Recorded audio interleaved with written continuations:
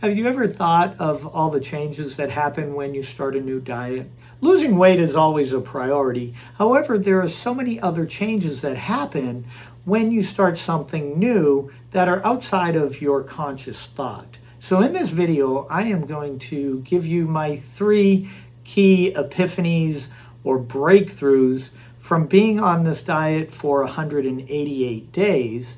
I'm also going to kind of discuss a little bit about how they became my new reality and why they're so important when it comes to me hiking the Appalachian Trail. But first, let me tell you a little bit about myself and why this is so important to me.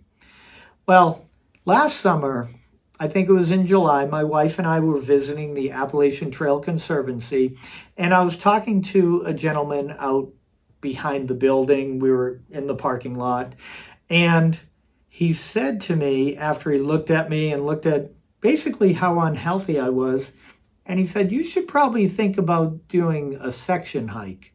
Really kind of got my attention, let's just say, because I had been so overweight. I didn't realize how bad it was till he said that. You know, I looked in the proverbial mirror and thought, I need to change things. So with that said, I pushed forward on my physical changes. I have been doing carnivore for about 6 or 7 months now. I have been working on doing a lot of hiking, reviewing gear, and getting prepared for the Appalachian Trail. So let me get to my first epiphany or breakthrough. Well, it started a long time ago. When I was about 15 years old, I had started to gain some weight, and I thought, I should probably drink a diet soda, and that will help me lose weight because there's no calorie in diet soda. So I started drinking Diet Coke. Years go by, I continue to drink Diet Coke. I've drank Diet Coke for 40 years. I have quit it at a couple different times, but with that said, my eating started to deteriorate. I continued to drink more and more Diet Coke, and so this is when it hit rock bottom. I would drive to work, I would hit McDonald's, I would get a large Diet Coke with light ice, then I would drive over to Dunkin' Donuts and I'd have 3 or 4 donuts and eat them before I got to work because I didn't want any evidence. So, since starting the carnivore diet, I have lost all of my cravings for the Diet Coke and the sweet foods, and because I'm not eating any of the fake sugars, I feel really calm about this, and I just don't have the cravings anymore. And that, to me, is a huge breakthrough, kind of the epiphany. Yeah, it kind of was there.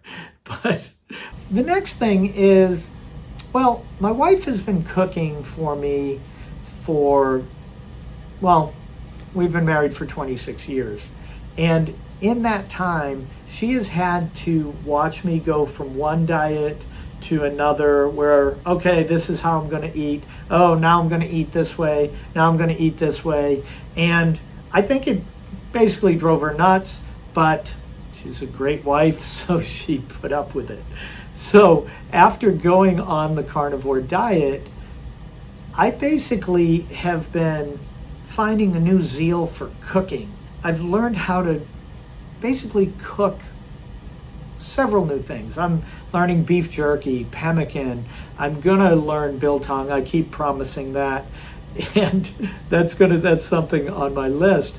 But I am making buffalo wings, and I'm bringing those to parties so that it gives me something to eat that doesn't have a lot of sugar or a lot of processed carbohydrates in it.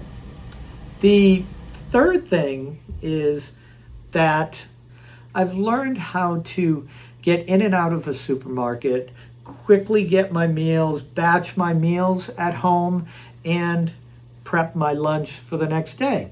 So what this means is I'm no longer burdening my wife, as I said, with my diet du jour, and I'm becoming very self-sufficient. So that's my third epiphany, is self-sufficiency. So it was the cravings are gone. I am burdening my wife less because I'm have a new zeal for cooking, and I'm becoming self-sufficient. So why is this important? Well, those are all things that I need for the Appalachian Trail. I don't want to have cravings when I'm on the trail.